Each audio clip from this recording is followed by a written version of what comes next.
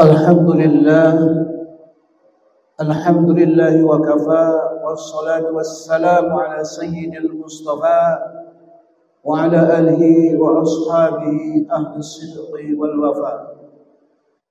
Asyhadu an la ilaha illallah wahdahu la syarika lah, wa asyhadu anna Muhammadan abduhu wa rasuluhu la nabiyya ba'dah. Allahumma salli wa sallim wa barik ala Sayyidina Muhammad wa ala ali Sayyidina Muhammad kama sallaita ala Ibrahim wa ala ali Sayyidina Ibrahim fil alamin innaka Hamidum Majid. Ayyuhal hadirun, ittaqullah haqqa tuqatih wa la tamutunna illa wa antum muslimun. Wa qala Allah ta'ala fil Qur'anil Karim, al-yawma nakhtimu ala afwahihim wa tukallimuna aydihim wa tashhadu arjuluhum bima kanu yaksibun.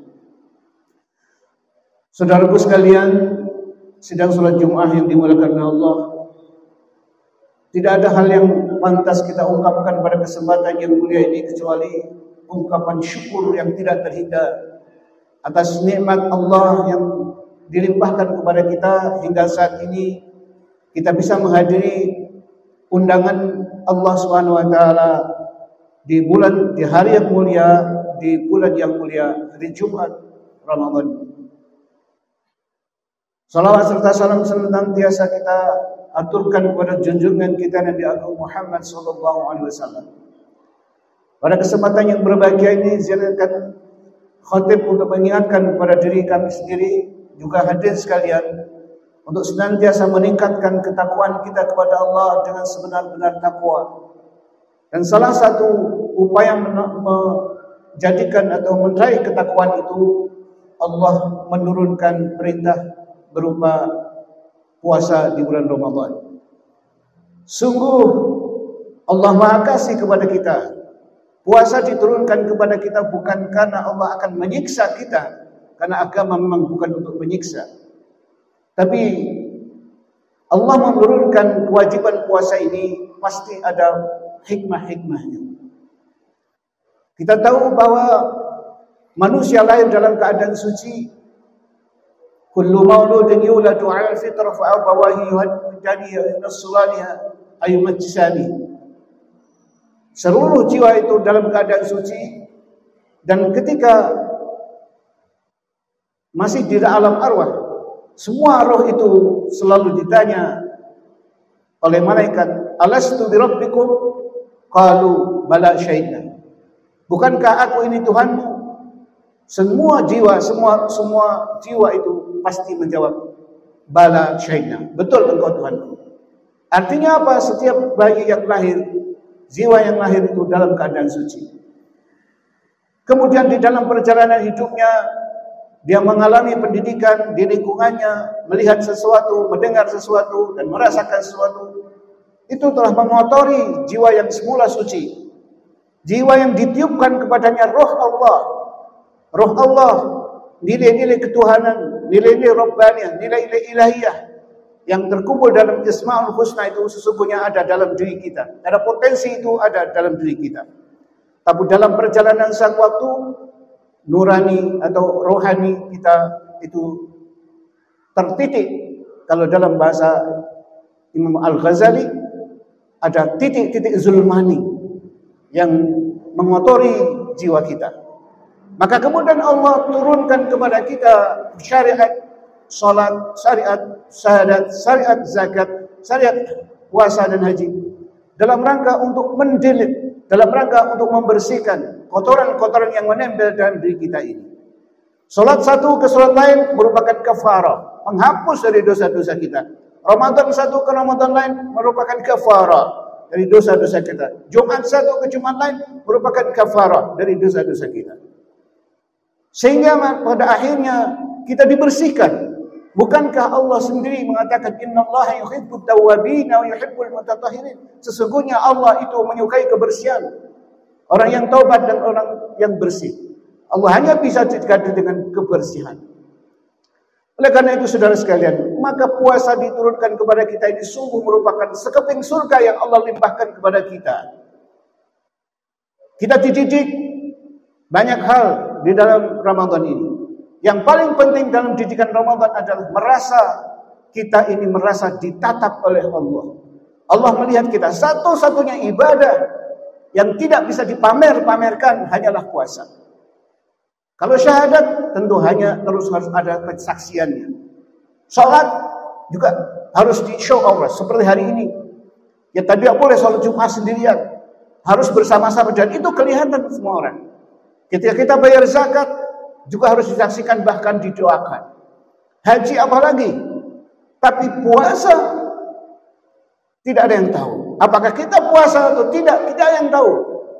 As-sawmu li wa ana azzibi, kata Allah dalam hadis qudsi. Saum itu adalah untukku dan aku sendiri yang akan mengijabah. Oleh karena itu saudara sekalian rahimakumullah, inilah pelajaran yang terpenting dalam puasa. Merasa ditatap oleh Allah, diawasi oleh Allah, muraqabatullah. Dimanapun kita berada, Allah akan menyertai kita. Ketika kita berdua, maka Allah menjadi pihak ketiga. Ketika kita berempat, Allah menjadi pihak kelima. Ketika kita berenam, Allah menjadi pihak ketujuh. Wa huwa ma'akum aina ma kuntum, dimanapun kamu berada, Allah akan menyertai kita. Allah akan meminta pertanggungjawaban, tidak hanya sekedar mengawasi, tapi Allah juga meminta pertanggungjawaban atas apa yang kita lakukan selama di dunia ini. Di dalam sebuah perjuangan, dalam sebuah perhakiman, pengadilan yang sangat mulia dan sangat agung, yang jujur, tidak bisa direkayasa. Pengawasan Allah yang mengelekat, boleh jadi Allah menurunkan malaikat Raqib dan Atid yang mengawasi kita. Tidak cuma mengawasi dan mencatat, tapi juga melaporkan. Malaikat yang tidak pernah tidur, malaikat yang tidak bisa disuap, malaikat yang tidak pernah lalai, akan laporkan seluruh amal-amal kita kepada Allah Subhanahu wa taala. Demikian juga bahkan sekujur tubuh kita menjadi saksi atas apa yang kita lakukan selama ini, sebagaimana Allah Subhanahu wa taala firmankan, "Al-yawma nakhtimu 'ala afwahihim wa tukallimuna aydihim wa tashhadu arjuluhum bima kanu yaksibun." Hari itu mulut yang biasa berbicara kotor, mulut yang bisa berbolak-balikkan fakta, mulut yang bisa berbohong, hari itu, hari di mana kita dilandrat, hari di mana kita dihakimi oleh Allah, mulut terkunci. Yang berbicara tangan-tangan kita, yang menjadi saksi adalah kaki-kaki kita dan seluruh organ tubuh kita akan menyaksikan, akan memberikan kesaksian kepada Allah Subhanahu wa taala. Masihkah kita akan melakukan perbuatan maksiat? Masihkah kita akan membuat korupsi? Masihkah kita akan berbuat dosa? Masihkah kita akan berbohong ketika yakin Allah menatap kita? Allah memberi tugas kepada malaikat. Tidak ada tempat tersembunyi, saudaraku, dari tatapan Allah yang Maha Agung. Maka mestinya puasa ini membuahkan sifat-sifat yang baik. Pertama, jujur. Kita telah dididik selama Ramadan dengan kejujuran. Kita bekerja bukan karena asal bapak senang. Kita berbuat bukan karena ingin dipuji orang, karena yakin bahwa Allah menatap kita dan akan meminta pertanggungjawaban kita. Maka kita akan berbuat yang terbaik. Pasti kita akan berbuat yang terbaik. Do the best. Dan pasti kinerja kita melejit. Jadi puasa bukan untuk menjadikan kinerja menjadi buruk, tapi justru dengan puasa ini kita dididik oleh Allah Subhanahu wa taala semoga supaya menjadi pribadi profesional, pribadi yang melejit prestasinya di hadapan Allah Subhanahu wa taala. Selanjutnya saudaraku sekalian, sifat kejujuran ini sangat diperlukan di dalam setiap segmen kehidupan kita. Di samping itu kita harus hati-hati. Takwa itu adalah berhati-hati. Ketika Rasulullah ditanya takwa itu gimana? Engkau berjalan dengan sepanjang jalan itu penuh dengan duri, penuh dengan pecahan beling, penuh dengan onak, penuh dengan senjata-senjata rahasia. Ketika kita melewati sebuah jalan yang di mana di situ terhonggok duri-duri, pecahan beling dan segala macamnya mengganggu kita, pasti kita akan berhati-hati. Pasti akan melipir mencari tempat yang terbaik supaya tidak kita kena luka. Begitulah hidup kita penuh dengan duri dan onak dalam perjalanan itu. Banyak sekali ujian yang harus kita hadapi. Maka dengan keyakinan Allah menatap kita, keyakinan Allah akan meminta pertanggungjawaban kita, membuahkan sikap. Harus berhati-hati.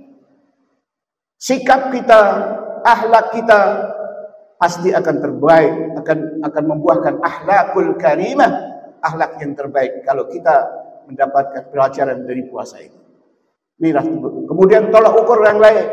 Ramadan yang sudah kita hadapi bertahun-tahun ini, kita punya tolak ukur.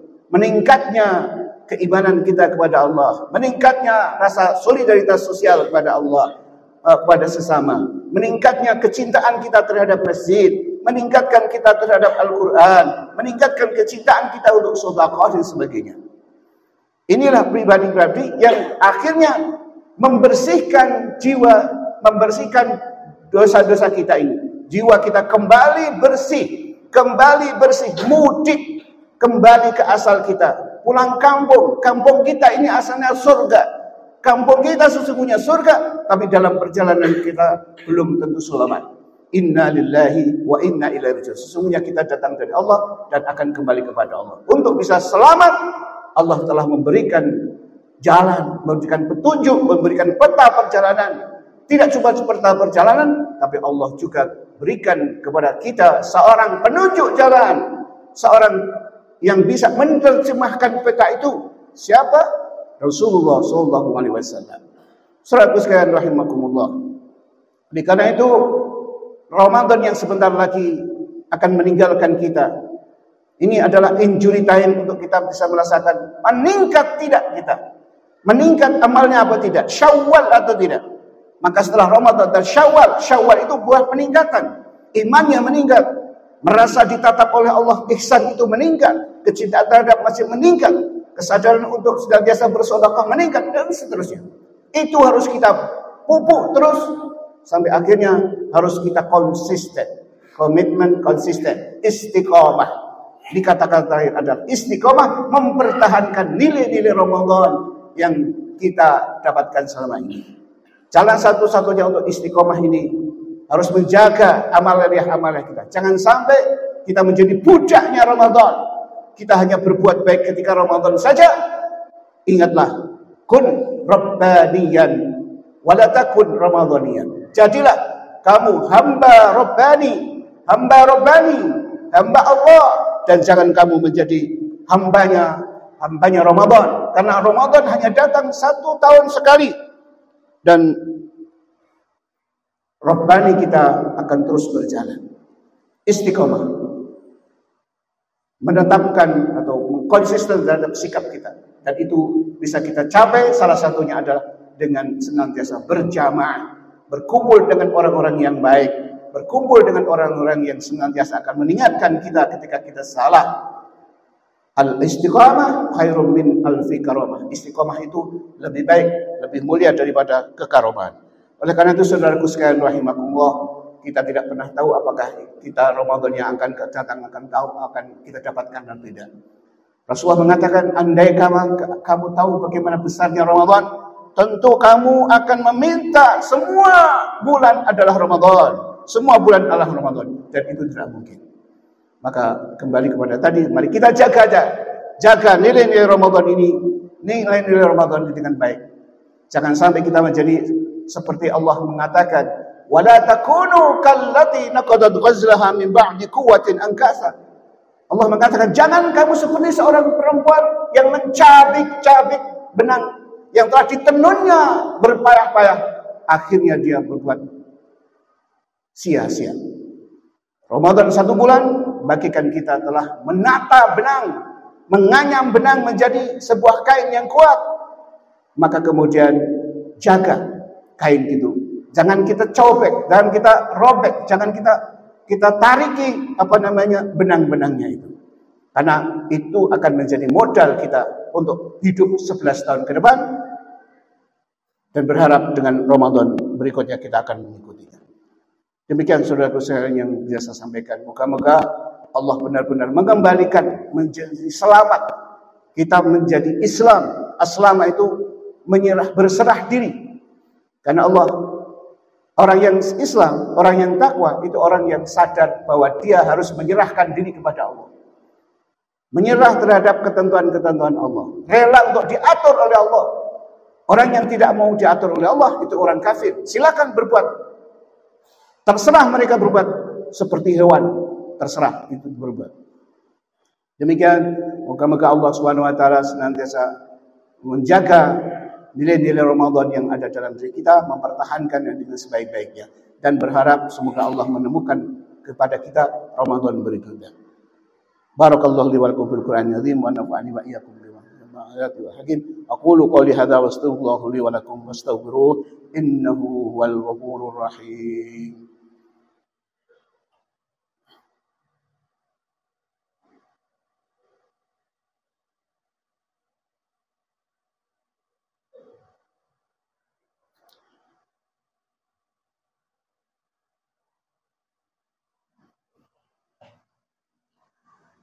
Alhamdulillahi wahda, sadaqa wa'da, wa nasara 'abda, wa 'azza jundahu wa hazama al-ahzaba wahda. Asyhadu an la ilaha illallah wahdahu la syarika lah. Asyhadu anna Muhammadan 'abduhu wa rasuluhu la nabiyya ba'da. Allahumma salli wa sallim wa barik ala sayyidina Muhammad wa ala ali sayyidina Muhammad kama sallaita ala sayyidina Ibrahim wa ala ali sayyidina Ibrahim fil alamin innaka Hamidum Majid. Ayyuhal hadirun, اتقوا الله حق تقاته ولا تموتن إلا وأنتم مسلمون. وقال الله تعالى في القرآن الكريم إن الله وملائكته يصلون على النبي يا أيها الذين آمنوا صلوا عليه وسلموا تسليما. اللهم صل وسلم وبارك على سيدنا محمد. اللهم أعز الإسلام والمسلمين وأهلك الكفرة والظالمين أعداءك وأعداء الدين. اللهم اغفر لنا ولوالدينا وارحمهم كما ربونا صغارا ولجميع المسلمين والمسلمات والمؤمنين والمؤمنات الأحياء منهم والأموات إنك سميع قريب مجيب دعوات يا قاضي الحاجات يا قاضي الحاجات يا قاضي الحاجات. اللهم أعتق رقابنا ورقاب آبائنا وأمهاتنا من النار. اللهم أعتق رقابنا ورقاب آبائنا وأمهاتنا من النار. اللهم إنك عفو كريم تحب العفو فاعف عنا. اللهم إنك عفو كريم تحب العفو فاعف عنا. اللهم ادفع عنا البلاء والغلاء والوباء والفحش والمنكر والبغي والسيوف المختلفة والشدائد والمحن ما ظهر منها وبطن من بلدنا إندونيسيا خاصة ومن بلدان المسلمين عامة إنك على كل شيء قدير. اللهم تقبل منا صلاتنا وصيامنا وقيامنا وركوعنا وسجودنا وتعبدنا وتضرعنا أتمم تقصير يا الله يا أرحم الراحمين. ربنا آتنا في الدنيا حسنة وفي الآخرة حسنة وقنا عذاب النار. الحمد لله رب العالمين. عباد الله إن الله يأمر بالعدل والإحسان وإيتاء ذي القربى وينهى عن الفحشاء والمنكر والبغي يعظكم لعلكم تذكرون. فاذكروا الله العظيم يذكركم ولذكر الله أكبر.